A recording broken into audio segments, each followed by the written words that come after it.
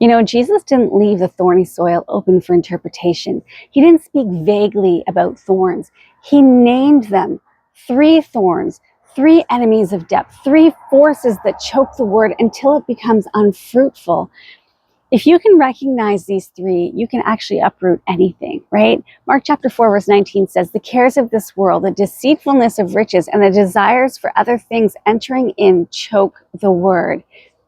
3 thorns, right? One outcome though: unfruitfulness, right? And Jesus was not vague. He was extremely clear. He named exactly the forces that suffocate the spiritual growth in our lives, right?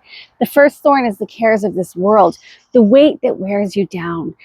It's the thorn of anxiety, of pressure, of mental overload, emotional heaviness, right? And it's the believer who loves God, but feels like they're absolutely drowning in this life, right?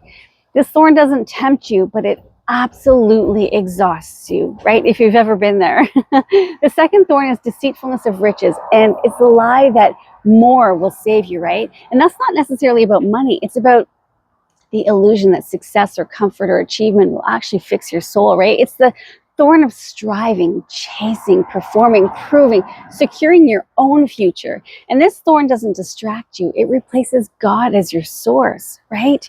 The third thorn is the desire for other things. Now, this is the slow drift of a misplaced affection, right? It's the thorn of distraction.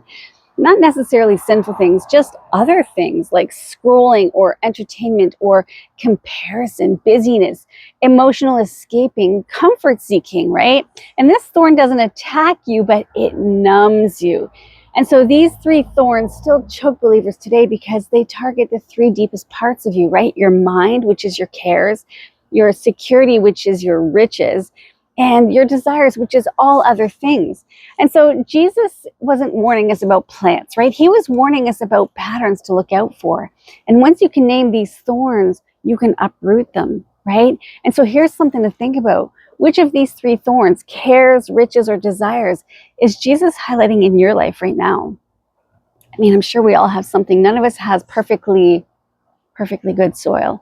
And even when we do, just like in any garden, when you have perfectly good soil, every day you have to check for new weeds that spring up, because they absolutely do, right? And so I challenge you, and I challenge myself to, look inwardly and to find these weeds, these thorns, and uproot them. Uproot them with the Holy Spirit. We can do this. Constantly striving to be better for Jesus, right? God bless, guys. Until next time.